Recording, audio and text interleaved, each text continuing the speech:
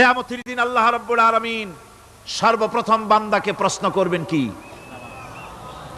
বুখারী শরীফে এসেছে, আন আবি হুরায়রা রাদিয়াল্লাহু তাআলা قال سمعت رسول الله صلى الله عليه وسلم يقول انما يحاسب به العبد يوم القيامه من عمله صلاته।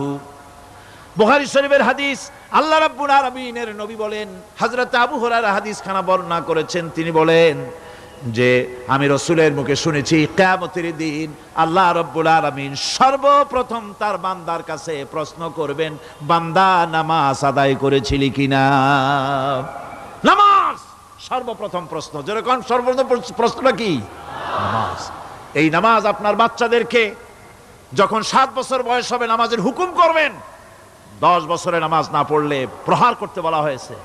নামাজের জন্য কড়াকড়ি করতে হবে। পুরুষ নারী মেয়েদের